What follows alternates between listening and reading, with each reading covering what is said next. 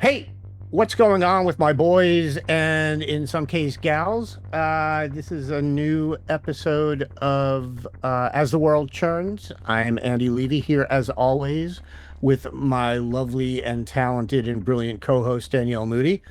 Um, and what's going on with my boys and in some case gals is something Donald Trump is wondering right now.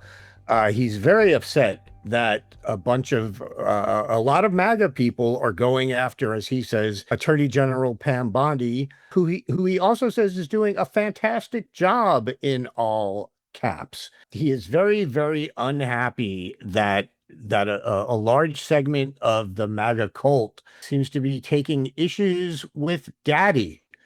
And it's not something he's used to, that's for sure. And Danielle, what do we make of all this? We were talking before we started recording about how it is absolutely wild that he wants everyone to shut up about Epstein, but they keep doing things that make people talk more and more about Epstein and talk more and more about the fact that this feels like a cover up.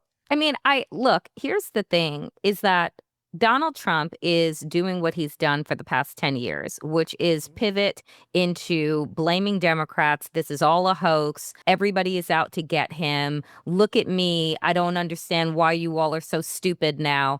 Meanwhile, he's the one back in 2015 that brought this to the forefront of people's mind. No one was talking about Jeffrey Epstein. I would largely say that most of America didn't know who the fuck he was until Donald Trump started talking about him and saying, as he was getting ready to run against Hillary Clinton, say that her husband was about to be, quote, in a lot of trouble because of a little island that you all will soon know about. And every time that he was had a microphone in front of his face in 2015, he was using Epstein as a way to embarrass Hillary Clinton, right? By continuing to associate Bill Clinton without any evidence, right? Associate him with Jeffrey Epstein.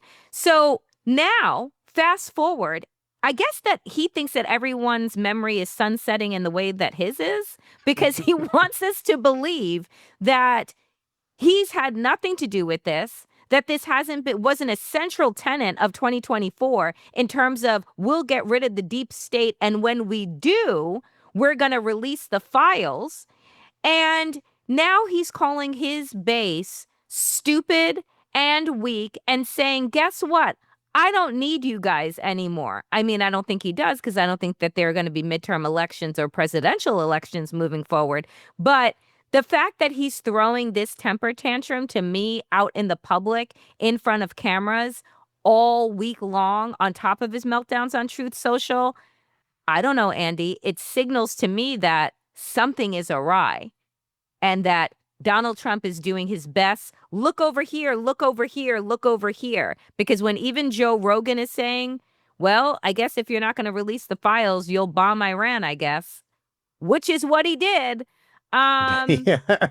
like, even if Joe Rogan can figure out the wag the dog strategy, yeah, there's a cover up. Yeah, and then the thing is, like, like you said, he's trying to do in some cases, the don't look here, look over here. But A, he keeps talking about the Epstein thing. And B, then his Justice Department does things like, I don't know, firing Maureen Comey, who was a prosecutor in the Epstein and Maxwell cases. Mm-hmm. And look, he may well have fired Maureen Comey. When I say he, I guess I mean Pam Bondi, but what's the difference? Because she's James Comey's daughter. And God knows he, hates James Comey and he loves using his power to settle his own personal little grudges. But how did nobody around him say, hey, wait a minute, you know what? She prosecuted Epstein. Maybe now is not the time to fire her. Like while this whole thing is going on.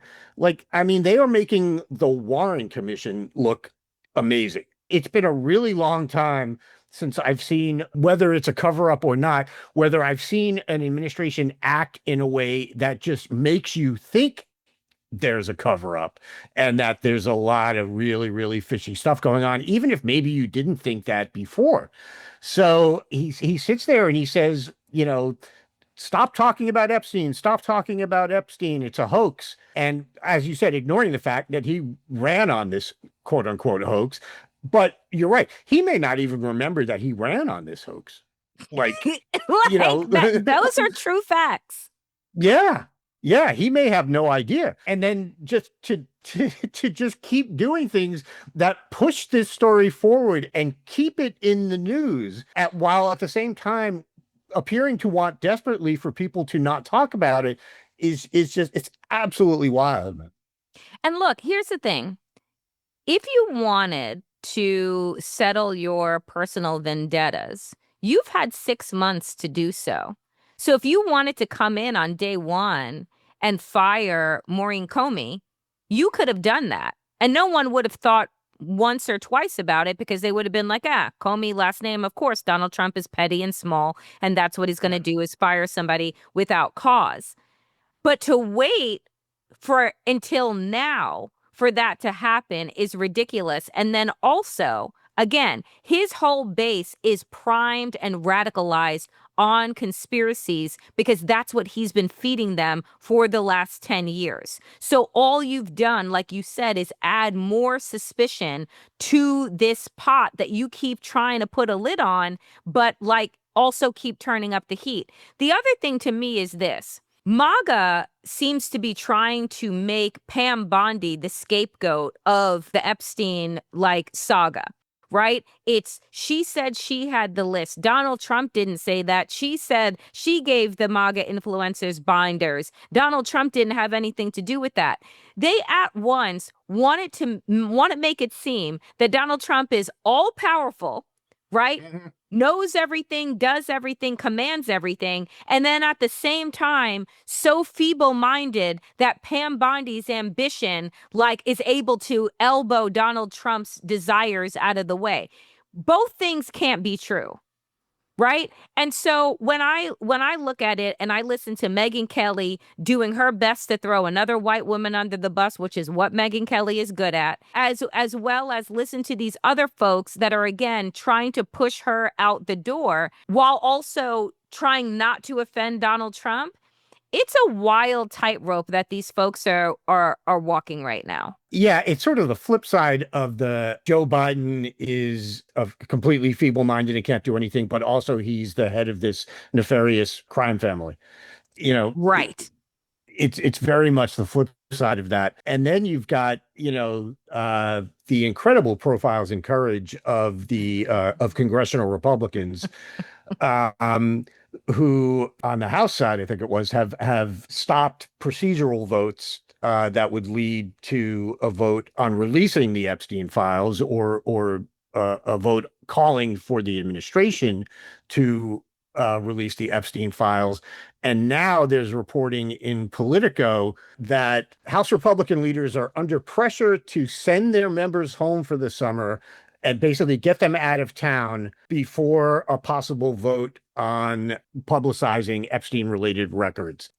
Again, the same people that ran on this shit, that ran as, we're going to take down the deep state, we're going to expose all the crimes. Now they actually have a chance to do something along those lines, and they're running in fear. They are absolutely running in fear. So shout out to them. They ran on it and are now running from it. So that is the theme of Republicans. Amazing. So, Andy, speaking of profiles and courage, nothing says that you are proud of the legislation that you are voting on than to do so at 2 a.m. when everyone is asleep and no one will be the wiser that you have voted to gut foreign aid, essentially kill people. You have voted to defund NPR and PBS, so leave people undereducated. And you're doing so at 2 in the morning. These Republicans are so weak and spineless that they don't even, with a full throat and a full chest, stand behind the absolute despicable legislation that they're putting forward. So this is according to Common Dreams. In the early hours of Thursday morning, Senate Republicans passed legislation that would claw back $9 billion in previously approved congressional funding for public broadcasting and foreign aid programs targeted by Trump's White House. In a final vote, which was 51-48, with my two least favorite pearl-clutching, spineless women, Collins and Murkowski, joining with Democrats in opposing the package, which now heads to the House for final passage. And this is what Senator Murray said. At 2 a.m., Republicans just passed a bill to defund public broadcasting and life-saving aid because Trump told them to. They wouldn't even protect rural radio or emergency alerts. And isn't that some shit coming off of the heels of the tragedy, right, in Kerr County, in Texas, that has now killed over 130 people? Why? Because of, one, their climate denial, two, their gutting of the National Weather Service and NOAA staff, and then three, the fact that there's been no investment made into that area to get them the kind of emergency alerts that they need. And now they do this. Make it make sense for us, Andy. Oh, no, I will not. I will not. I need you Danielle. to. And I resent that you're even asking me to try, because I can't, except that this is what they want. They want a world without foreign aid because they want a world with fewer brown and black people.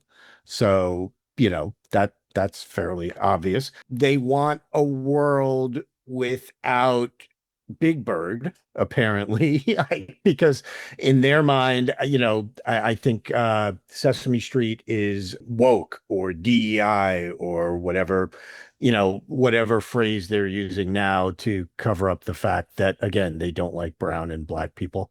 The only one that's a little weird, and I am guessing that they will probably end up restoring it at some point, is the part about the alerts and the rural radio and stuff like that. The only reason I say that is because that is supposedly their people. That is supposedly, stuff that is going to quote unquote real Americans, unless they just view it now as a shot at rural black and brown people. But I don't know. Because you're right, when you called Susan Collins and Lisa Murkowski spineless, you're generally correct. And I was a little shocked that they actually crossed over and voted with the Dems instead of, Susan Collins famously talks about how she always has concerns, and then she ends up voting for the Republican shit, all the time. And for her to not do that this time was kind of a little bit of a surprise. What they do is they show you what their priorities are with everything they do. Their priorities are, again, tax cuts for the wealthy and not educational television for children. I mean, look, I can't speak to, Gen Z or whatever, but for Gen X, and I think for millennials as well, and you can maybe speak to that, Sesame Street was kind of foundational. I mean, it was something like, it was as close to a monoculture as we maybe still had, or at least that we had at that point, where it just felt like, regardless of gender, regardless of race, regardless of religion, kids were watching Sesame Street and Right. and they were learning things. And this, I think this terrifies MAGA. Look, MAGA wants all these kids working in factories. They don't want them learning. Yep. Because the more you know, the more you realize who these people are. And so they don't want kids learning. They want kids learning a trade is what they want. So all of this, again, it just shows what their priorities are. And it's just like, it's so interesting that you just said they want them learning a trade, because most recently, what is his name? Doug Burgum, right? Doug Burgum, who is one of Donald Trump's economic advisors, right? Is that his role? And he was just on a tarmac with Donald Trump talking about the fact that AI is going to replace all of these jobs. And isn't that a wonderful thing? And we need more people going and becoming plumbers and electricians and welders. And that's what we need to point people in the direction of, because soon the coding jobs and the software engineers and all of those things, the white collar jobs, are going to be replaced. And he kept talking about it as if this was a great revival of the middle class. And I'm just like, everything is more expensive, vocational workers, it takes you years and multiple certifications in order to be able to get into a six-figure range, right? And they are saying it as if it's something that happens immediately, and as if the person that is gets to make $150,000 a year, if that's actually going to be not look like $90,000 a year in terms of the inflation that you're dealing with and the recession that you're dealing with and all of these other like it's just why. So while their kids, right, are the ones that are going to run the corporations and the factories and the network and blah, blah, your children, right, are going to be designated to this blue collar working class situation. And again, no shade on Of course not. blue collar work at all. Yeah. But the fact is, it should be a decision, not a direction that is being placed on people and basically sticking you in that space. So without education, without access to that, you roll back affirmative action, you roll back, like equity, you roll back scholarships, you put people in, you do all of these things. Yeah. That's what you get, a permanent underclass. And that's the goal. Yeah, it really is. And it's, for a long time, the sort of cry on the right was learn to code. And it was basically aimed at liberals or people who worked in like liberal arts jobs and stuff like that. And now they are like all about AI, and they're all about AI doing all these coding jobs and doing all these jobs. And really, the utopian science fiction view has always been, oh, AI and robots will replace all the menial work, leaving humans free to, do whatever they want. And we're seeing very quickly how that has turned into, no, humans will be the plumbers, humans will be the electricians. And again, absolutely no shade to those. Those are vital jobs, so no shade on those jobs. But like you said, those are the only options they want for people. Correct. And those are jobs that basically, for lack of a better term, they're not technically, I guess, service industry jobs, but they kind of are. I mean, when you're a plumber, you're fixing other people's stuff. And guess who those other people are? Those other people are the rich people. That's what they want. So yeah, all of this is of a piece. You keep people uneducated. You try to replace as many humans as possible with artificial intelligence, regardless of the fact that it don't work. But the important thing is you make humans sort of, I guess, a menial class, for lack of a better Yes. word, or Yep. most humans anyway, to service the elite few. And all of this, cutting public education, cutting NPR, all in service of that. Yeah. It's just they're creating the new feudal system. Yeah. That's what the Perfect. new feudal system. Perfect. It's wild to me that people don't put those dots together. It's like you Yeah. just keep taking these things in like pieces, and it's like that's the big picture. Like feudalism, servitude, right? On top of like slave labor that they're going to turn these concentration camps into. Like that's Yeah. the goal. Yeah. Ugh. 100%. 100%. Folks, I am very happy to welcome to As the World Churns, the president and CEO and executive chair of New York Public Radio, LaFontaine Oliver, here to talk about the 2 a.m. decision by Republicans to pull back $9 billion in funding that would foreseeably gut National Public Radio, NPR, as well as PBS, and essentially just did this, LaFontaine, in the middle of the night, knowing that people were asleep, right? That this has been something that Republicans have been talking about for the longest time. And my feeling is because they want a very undereducated populace. But give us your perspective on where things stand and the importance of public radio to the people. Thank you for that. I would first start with the importance of public radio to the people.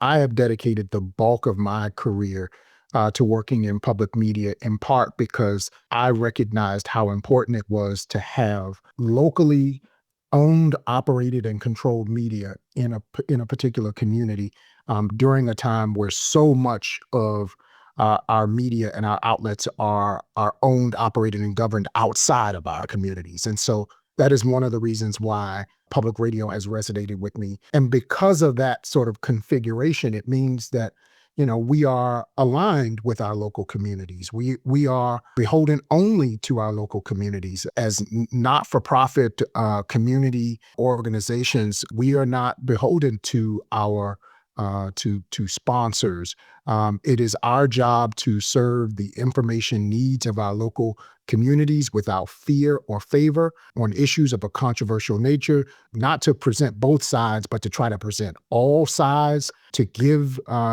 our community the information that they need so that they can then figure out what the news of the day means for them in their own lives. And I think that there's something very transformational about this sort of democratic process of public media that is really only here because local communities want it. We, unlike our for-profit commercial counterparts, there's not a profit motive. We give our content away every single day. It's not behind a paywall. Mm-hmm. There's no subscription fee to access it, but we give our content away every single day, and we ask that if people find value in it, that they become members, they become supporters. And it is through that support that we're able to do the work that we do as it relates to bringing them this unique mix of local, regional, national, and even international news, information, and perspectives. And then on top of that, I think some of the most creative programming that you can find anywhere talk about serendipity and surprise and delight and storytelling and sort of stretching the mind to really be able to meet people where they are. And so that's why I think public media is so important. We're connected to local communities. Our only job is to be there for those communities, to reflect their local taste and desires and needs and wants, and that makes us a really powerful vehicle. Now, what has happened? You kicked off there with the late night or early morning rescission vote is that after passing by a narrow margin in the House, Mm-hmm. the Senate was, of course, hearing arguments and then taking a vote on the rescission package. And as you know, the result was yet another narrow margin, but that package was passed by the Senate, although it was amended because a small part of that package, in particular for PEPFAR, the program that oversees AIDS relief, there was an amendment to that. So now it's got to go back to the House. I think folks are counting us out at this point. I mean, they're saying, the handwriting is on the wall. There's no way that the House, is not going to get behind this. I'm an eternal optimist, so I am hoping there will continue to be bipartisan support that has supported public media for many decades to show up when they vote tomorrow. But should that not happen, this means just an existential crisis for public media. It means a fundamental change in how this country thinks about the importance of informing, entertaining, engaging, educating local communities, providing them with emergency alerts and preparedness, all of those things. And so it will send ripple effects through the public media system, both public radio and public television. And we are bracing locally, New York Public Radio with WNYC and WQXR. This is disappointing, but we've been preparing for this moment. Let me ask you this. This is not the first time that Republicans have tried to gut public broadcasting. It is not the first time. It has been a point of contention for Republicans for years, but most notably over the last 10 years with the rise of Trumpism and Donald Trump. And I want to get your thoughts on why you think that is. Why Donald Trump, why this particular Republican regime is so dedicated to defunding essentially public education. right? Because that's what public radio, public television is. It's public education. It is education that is provided through media without a paywall. And what we've seen over the last, several years is a slow death of journalism, of education behind paywalls that leave a large portion of the population out, right? There's been this bifurcation, all over the place where everyone having to pay $5, $6, $7 everywhere, right? In order to just get a little bit of education. So talk to us about what you see that you may see as a difference between how this regime has gone after public radio versus other Republicans who have been antagonistic to this form of public education. Yeah, that's a great question. So a lot to unpack there. So I would take a step back and say, from my perspective, I certainly recognize that the federal appropriation, which I should point out amounts to about $1.70 per American taxpayer.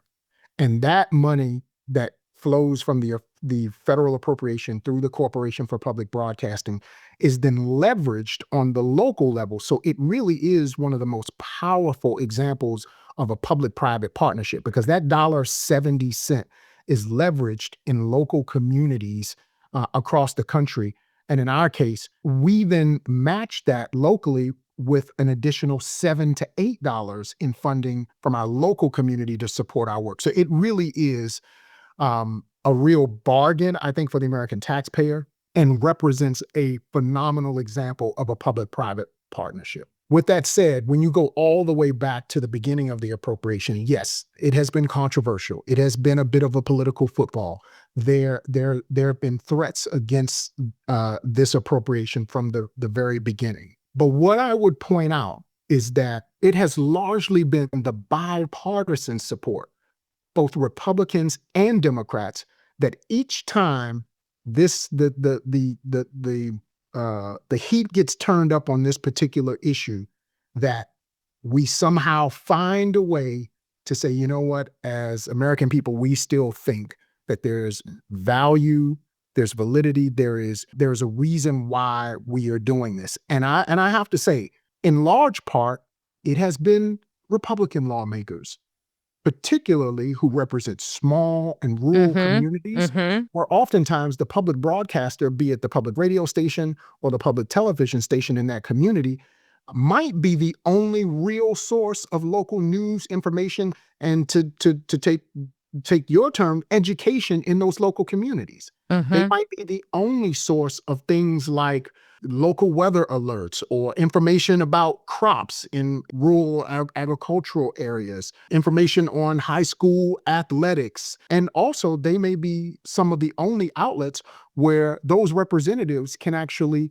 go in and speak to their constituents in those communities. And so it truly has been a bipartisan effort that has kept the federal appropriation. Now, what is different in this moment? I would say that we have seen an attempt, I think, by the current administration, I think, to apply certain types of leverage that perhaps have not been used as much in the past in order to ensure that a particular agenda or funding package or rescission package gets across the finish line. And I think that is part of what is different in this moment. I also think that what is different in this moment is that we have an opportunity, and I would dare even say an obligation, to recognize that the news information ecosystems, the habits of communities have changed quite a bit. And we need to take the opportunity to also figure out how we are going to change along with that. Communities are very, very skeptical. Also, the business models that have supported news and information and journalism are fraying. And that is not just in public media, but writ large. And so I think that, and the growing skepticism, the bifurcation, as you talked about, the fact that, the sort of barriers to entry as it relates to getting news and information no longer exist. You've got, Obviously traditional media with print and broadcast, you've got podcasts, you've got social media, you have digital print, you have all of these things that are competing for space and time in readers, listeners, viewers, minds, eyes, and ears. And I think all of those things have sort of created a situation where we got to wake up every single day and we've got to earn the trust and respect of our audiences. And I think during this time of high skepticism, folks are seizing on that and using this as an opportunity to say, "Hey, here's a chance to finally end support for public broadcasting in this country." And I am not surprised, but I am disappointed. And I'm going to continue to fight on behalf of not just my organization, but on behalf of my local community, because I believe that what we provide and what my colleagues provide across the country in what they do is not a luxury. It's a lifeline for many of these communities. And when you say lifeline too, I think about, the recent flooding. Well, one that happened in New York City and New Jersey that cost the lives of two people in New Jersey. But I also think about Kerr County in Texas. And I think about the over 130 people and the lack of emergency signaling that they have, right? And when you talk about, at the top, we said national, public radio, local radio, that's where people get their information. That's when they know a storm is coming. That's when they know that they need to get to safety. And so, in this moment, right, where so many agencies, departments are facing an existential crisis, you said that you are an eternal optimist. What opportunity do you see in the obstacles that are being presented to you right now? And what opportunity is there to pivot? And what do you need from the public in order to be able to do that? Yeah, I mean, I think the loss or potential loss, because I'm not there yet, of federal funding creates an imperative for us to envision and create a new public media system in this country where we serve even more Americans, where we serve them in even more and different ways, and where we stake claim to every platform where they may roam so that we become indispensable to our communities. I think that's the opportunity here. And sometimes, unfortunately, it takes both a crisis and strong leadership to bring forth change in systems that have been around. And so I think that is the opportunity. I think there's also an opportunity right now in media literacy Hmm. to inform this country, because an informed, engaged electorate is important to our Hmm. democracy. I like to say public media is the oxygen of our democracy, because I think that's what we do every single day. But there's a component of sort of media literacy that I think is also an opportunity in this moment, in this time where the barriers to entry are not there, where misinformation, disinformation are running rampant, that we help communities understand what it means to be a trusted, legitimate source of information. I like to say all content has intent. Sometimes that Oh, I intent like that. is to alert you to something, to make you Hmm. aware of something, to inform you. Sometimes the intent is to divert you, so to take your mind off of it, whether it is escape or entertainment. And then sometimes the intent is connection. And so I think the other opportunity in this moment is really to seize on that third component, which is connection. If you really look at what's in short supply now, it is not content. We are swimming in content. I mean, we can get content, you know, 10 ways to Sunday on all sorts of platforms from so many different, providers, and you know, but what is in short supply is community and connection. Mm. The Hmm. outgoing Surgeon General talked about, just the sort of epidemic of loneliness. Loneliness. Yeah. Yep. When we look at what we've come through as a country, as a nation, as a world, coming out of COVID, when we look at how disconnected we are, we look at how divided we are. I think that the real opportunity now for us in public media is to think about community and connection and building connection. And I'm really proud to say, I mean, we do a phenomenal job of doing that with programs like the Brian Lair Show. I was on with Brian Lair earlier this morning, and he had something happen on the show that his producers tell me happens only about once a year, and that is a guest drops out. And this is a live show. And so what happens on a live show is like, okay, the show must go on. Mm-hmm. But Brian has a muscle that many broadcasters have long abandoned, which is, you know what?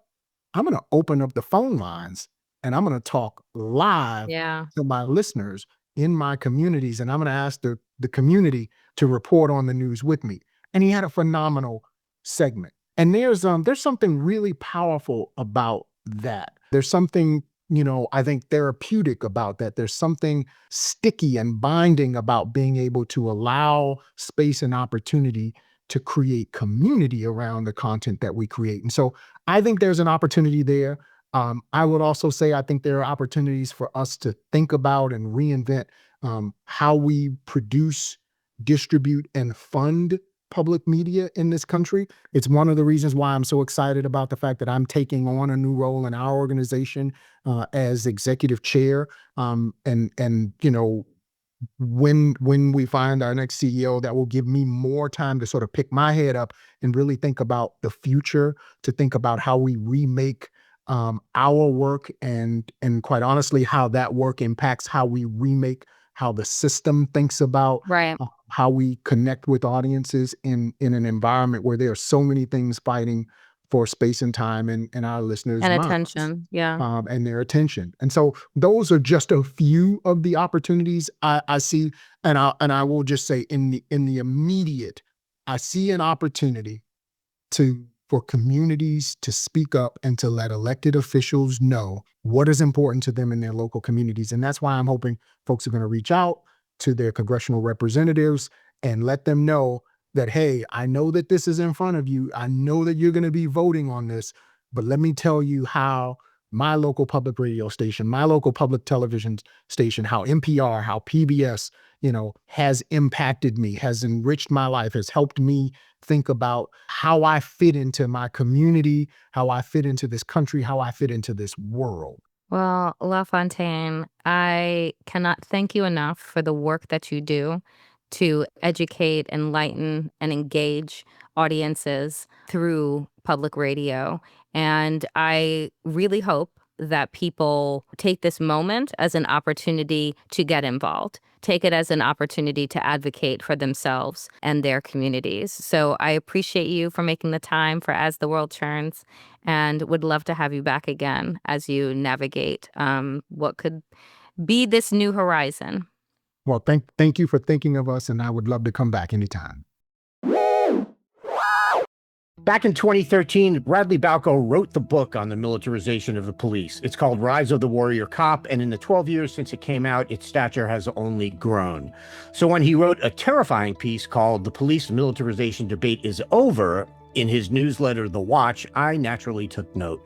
Radley, thanks so much for joining us. My pleasure. Thanks for having me. The piece is terrifying. I don't know any other word for it, but before we get into why, talk about what the debate over police militarization has been for the past several decades. Would I be correct in framing it as a debate between people who say the police have to have bigger and badder weaponry so they're not outgunned, and they have to be allowed to use tactics that might not always strictly adhere to the Constitution?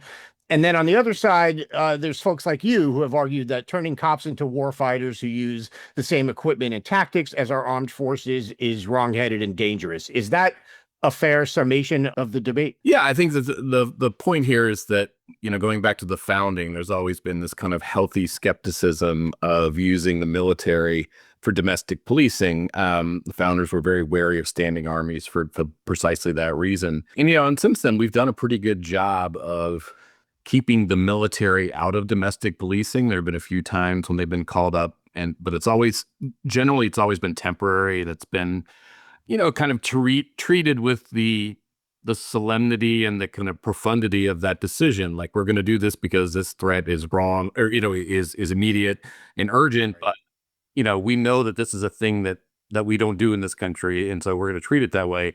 The only real exception was Reconstruction, which obviously was a a pretty big deal, and it was necessary in that particular context. So we've done a pretty good job of that. What I've been arguing for most of my career is that where we've dropped the ball is we've let the police become more and more like soldiers. We've trained them like soldiers, armed them like soldiers. We tell them they're fighting a war.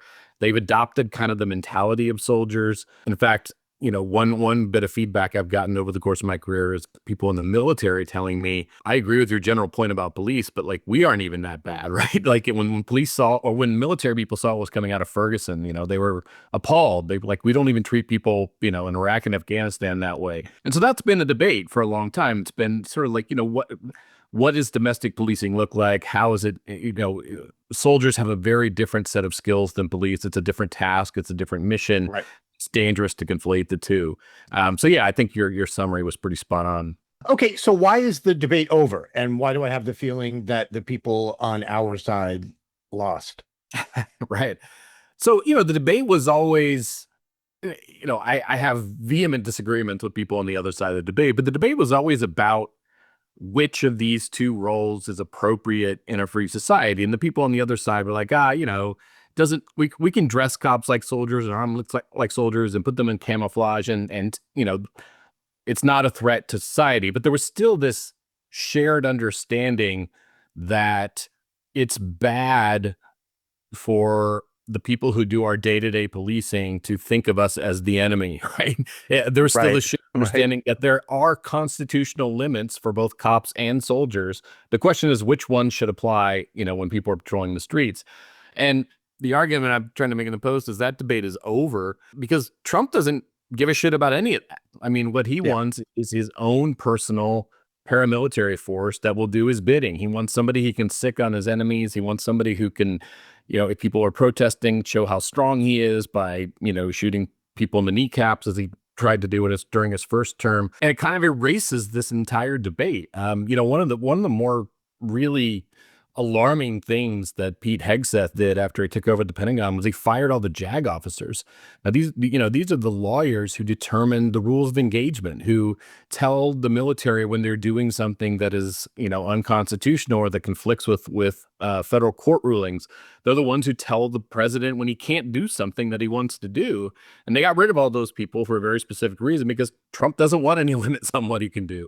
And he made this very clear over the course of his career. I mentioned in the piece about all of his dumb tweets about, cops, soldiers, and bikers who are going to be his muscle and do his enforcing for him. That's what he wants. He wants his own personal army, and he's getting it. The courts and Congress are complying. You say this in the piece, and I think it's very fair to say that for Donald Trump, there is no difference between cops and troops, is there? No, he sees the entire federal government as, he sees the DOJ as his personal law firm. They're giving fucking polygraphs to FBI agents, not on their fidelity to the Constitution or whether they're, double agents working for a foreign government. They're giving them polygraphs to test their loyalty to Donald Trump and Kash Patel. I mean, that's who they want to screen for. They want to make sure everybody's loyal. And, we've seen this throughout Trump's hiring process during his second term over and over. There have been lots of media reports about this. But when people are questioned when they're interviewing for jobs, they're asked about whether they're loyal to Trump. That's the only thing that matters. It's not about the Constitution, it's about serving the public. The thing is, though, I feel like most of this debate was focused on cops becoming more like the military. Like, for example, the name of your book was The Rise of the Warrior Cop. Now it seems like the flip side of that, the military being used as sort of, quote unquote, super cops, has at the very least sort of achieved parity. Yeah, well, I mean, look, I think one of the things I argue in the piece is, the National Guard has been called up before to put down insurrections, riots. Even during the 80s, we saw the National Guard invoked by state governors to fight the drug war. We saw them frequently in California. They would patrol the mountains and wilderness to find, illicit pot farms. They were even used to raid, housing projects in the cities. And, that was all terrible. And I think those were all abuses of power. But in every one of those cases, it was the state governor that called up the Guard. Now, in some cases they were working with the DEA or some federal agency, but it was the state governor who was like, this is an emergency. This is bad enough that we need this extra help. Again, I argue this in the piece. I don't think that the crack epidemic justified the kind of trampling on civil liberties that we saw, but there was a crack epidemic, right? I mean, people were dying. There was a lot of violence associated with as the kind of black market shifted, as crack kind of came onto the scene. So there was a plausible reason why this kind of force might have been necessary. Again, we could have that debate. Trump is calling up the guard, over the objections of state governors, right? Their explicit objections. That's never happened before in our history, ever. And then he's deploying active duty military also over the objections of governors. And that only has happened a couple times. And once, the last time it happened was in Little Rock, to desegregate Little Rock High School, or Central High School in Little Rock. And he's doing it over an emergency that doesn't exist. It's a lie, right? He's been saying from the start that we're being invaded by migrants. And, my illegal border crossings have been down over the last 3 years, down the last 2 years of the Biden administration. And his argument is that we're getting invaded and all these people are committing crimes. Well, crime is down for the last 3 years, and it's about to hit record lows. There's no evidence that undocumented people commit crimes at higher rates than native-born people. If anything, it's just the opposite. There is no urgency here. He's calling, this is a show of force and a show of power. He is calling these troops up to demonstrate that he is a strong man, on par with the strong men who he idolizes and envies. And that's, terrifying. That is not what troops are for. It's not what the National Guard is for. It's not what the Marines are for. Yeah, there was a report the other day that I think it was the Marines who were deployed to Los Angeles only detained one person the whole time they were there, which obviously it should have been 0 people, but it really does feel like, as you said, they weren't really sent there to do anything beyond project power, and in particular, project that Donald Trump has power. Right. Well, I mean, it's illegal for them to do domestic policing. They can serve in a support role, but if they had been arresting people, we'd be, in a whole different zip code here in terms of alarm. But, that's what he wants. That's where he wants to be. I think that there is, the thing that I find really terrifying is, we've seen how Trump has been gutting the intelligence agencies and not just gutting them, but also filling them with people who aren't going to tell him what he needs to know, but what he wants to hear. That's not what the intelligence community is supposed to be doing.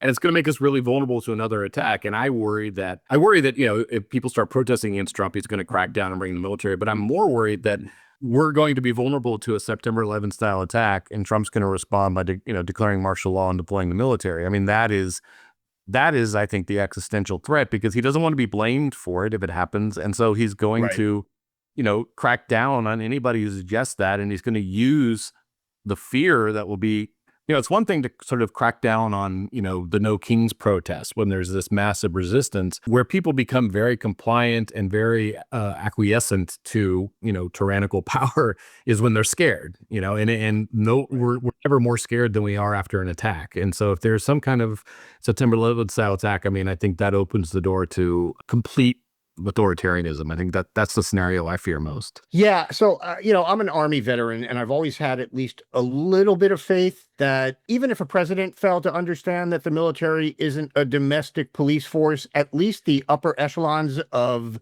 those who wear the uniforms, the generals and admirals, and the civilians at the Department of Defense, that at least they understood that and were ready to, sort of project that. I'm not sure I feel that way anymore, Radley, because of what you just said, because of the people that he's kicked out and the people that he's replaced them with. Yeah, one of the examples I give a lot of time, I think the idea of bringing up National Guard troops to, clear Lafayette Park, for example, the optics of that were terrible, and the motivation and thinking behind it were really alarming.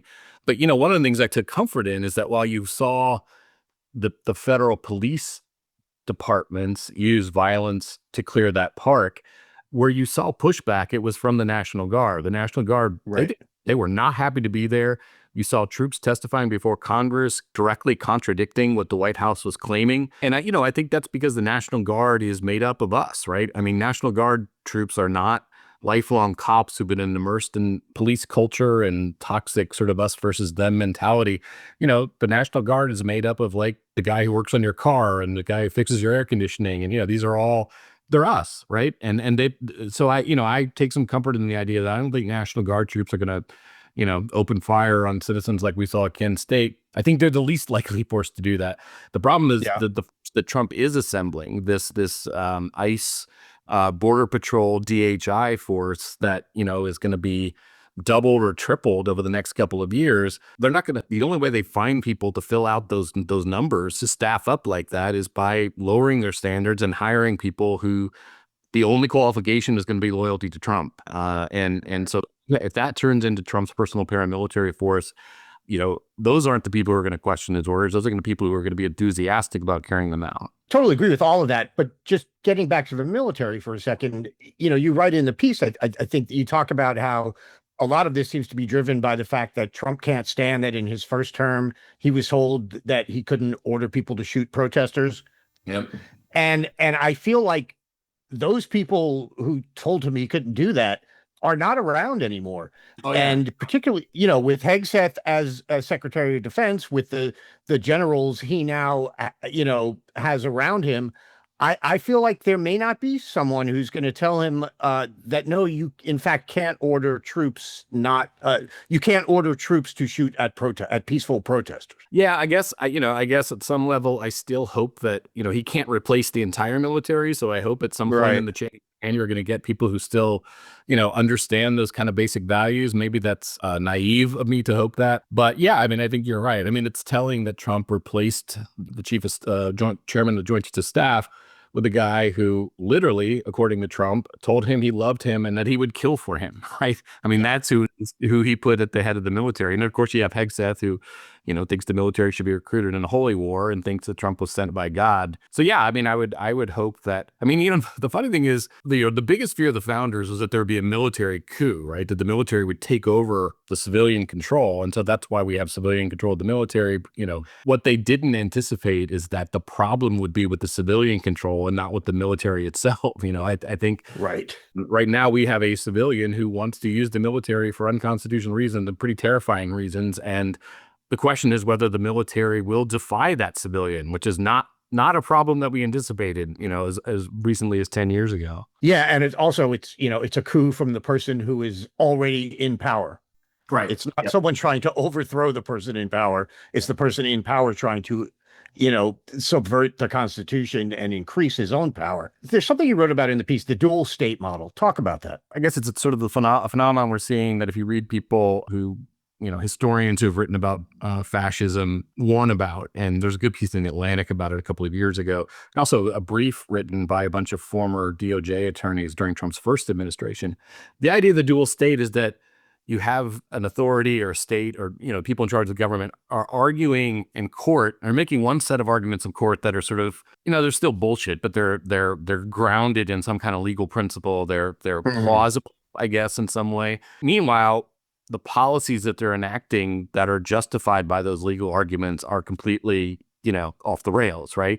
And so we see this with Trump, where they're arguing, they're trying to parse these arguments about, rendition and, what kind of due process undocumented people are afforded before they send them off to, gulags and foreign slave labor camps. They aren't abiding by any of the legal arguments they're making in court, but because the courts confer this kind of legitimacy on the government because it's the government, the courts will only consider arguments in the context of the case that they're hearing. So if the Trump administration is found to have been lying to the federal courts when it comes to shutting down USAID or shutting down the Department of Education, it could be the same attorneys from the Solicitor General's office making these arguments that are openly lying to the courts and then found to openly lying to the courts and misleading them.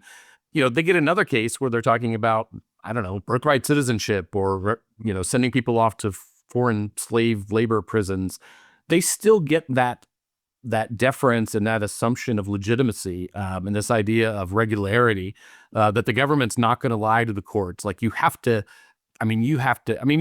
see this when these judges, these district court judges, they're getting lied to over and over and over again, and they're giving the administration every single chance before they try to find them in contempt. Whereas if you or I were caught doing any of those things, we'd be found in contempt on day one and thrown in a jail cell. Right. But because you're representing the government, you have this sort of assumed legitimacy and regularity. And so what it allows them to do is just allows them to continue to break the law on a regular basis, so long as they're making quasi-plausible legal arguments in court. And, for me, I've always thought it was bullshit that the courts, assumed good faith on the part of the government, because, I've seen enough prosecutors and police abuse cases to know that, like, they don't argue in good faith. And anytime the court says, oh yeah, the police broke the law here, but they had good faith, that just becomes a roadmap for police to break the law in the future. Well, like, all you have to do is use these magic words and the court will assume you're acting in good faith, right? Yeah. So, it's all kind of catching up to us now. I think the Roberts court's, love of executive power, the deference to the government, and then finally you have this executive that is just openly and unapologetically operating in bad faith, lying at every turn. I mean, they lie when they don't even have to lie. And we're seeing, like, the kind of the foundations of our legal system kind of crumbling in front of us. And the really terrifying part is when you read, people who write about the history of fascism and the history of authoritarianism, like, it's all really familiar to them, right? I mean, this is exactly, I know we're not supposed to compare anything to the Nazis, but it's exactly what the Nazis did. They made like legitimate arguments in court while they were terrorizing people on the ground, and the courts continued to just assume everything they were saying in court was legitimate. And that's where we are. I mean, I find it, I can't think about it too much because it'll drive you crazy. Yeah, no, for sure. And that's why, like I said at the top, your piece was terrifying to me, to actually think that this debate is over. And as you said, and that we are witnessing the same. I know, again, you're not supposed to compare things to the Nazis, but the playbook is just very clearly the same one. Radley, thank you so much for coming on. People, go check out The Watch. It's just an absolutely great newsletter. And if you haven't read Rise of the Warrior Cop, I don't know what's wrong with you. Radley, thanks so much. We're doing a new edition, working on it. So look forward to next, if books are still legal. Right. I look forward to reading it in Canada. Yeah. Take care. Thanks. Thanks, Radley. All right, Danielle, close out this week for us. Who is your fuck that guy? I'm assuming it's not anybody I know. You would assume wrong, Andy. It is somebody that you know. And it's somebody I hope to never fucking know.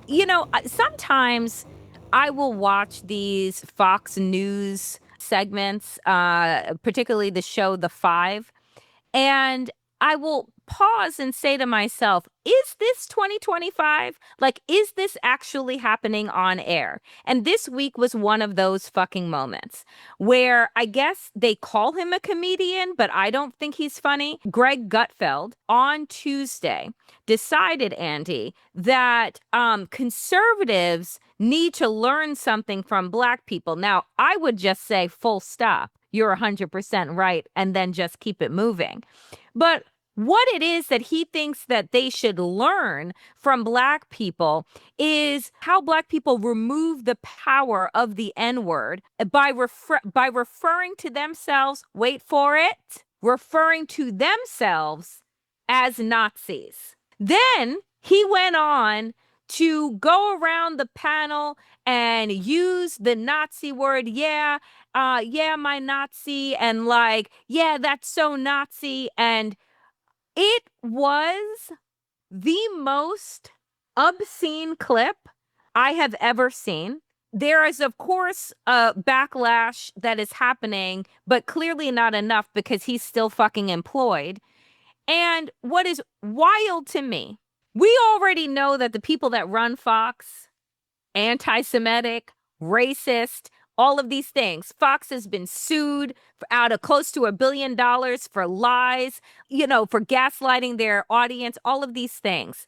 And this man thinks that he wants to reclaim the word Nazi, which is associated with the Holocaust, genocide of millions of people, is pretty much a stand-in for the most despicable ideology, and reclaim that as a point of empowerment just shows you where the fuck these MAGA mind melt people are at the moment.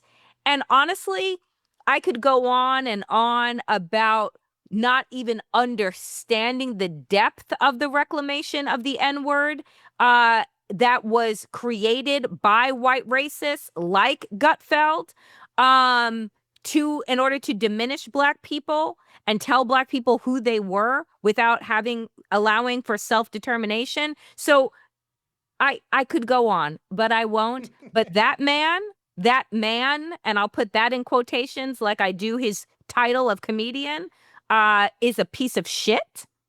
So fuck that guy. I'm sorry, Andy. I didn't mean to come after your friend like that, but No, it's fine. Okay, moving on. Next. No. Okay, look. A couple things here. One, he was joking.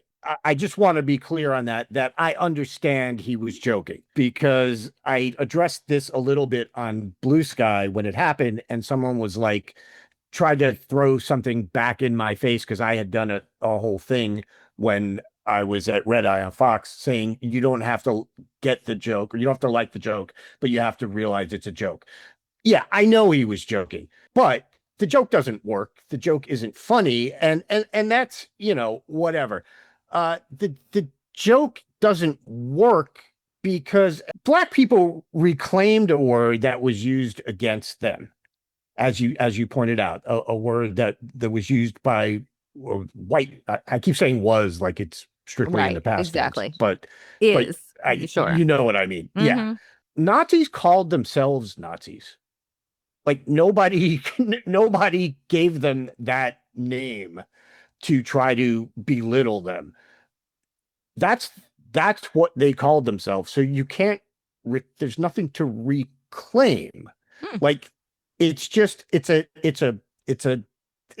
dumb joke. And look, I understand, this is what Greg does now. And I always hate to be one of those people that say someone used to be funny, but Greg did used to be funny. He legitimately used to be funny. It was a long time ago, but he legitimately used to be funny. Now he does shit like this, and the same goes for Kennedy. I don't want to let Kennedy be overlooked here because she jumped in on it, and she is a smart person and knows better. And I'll let you draw any inferences you want from me referring to her as smart as opposed to someone else.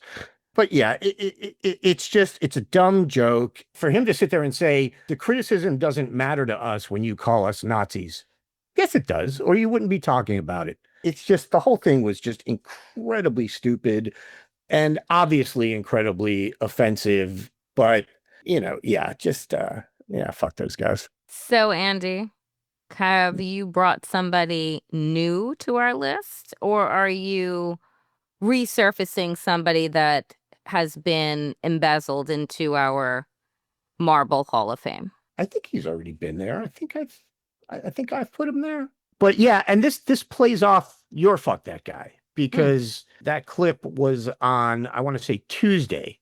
And then Wednesday, the next day, this motherfucker goes on foxnews.com and writes a piece with the headline, "Will Zoran Mamdani protect all New Yorkers? He owes the Jewish community an answer." And this is Jonathan Greenblatt, the head of the Anti-Defamation League. And I don't know if I've made him my fuck that guy. I think I have, but I know I've talked about him on the show and how much I just, at this point, I straight up loathe him.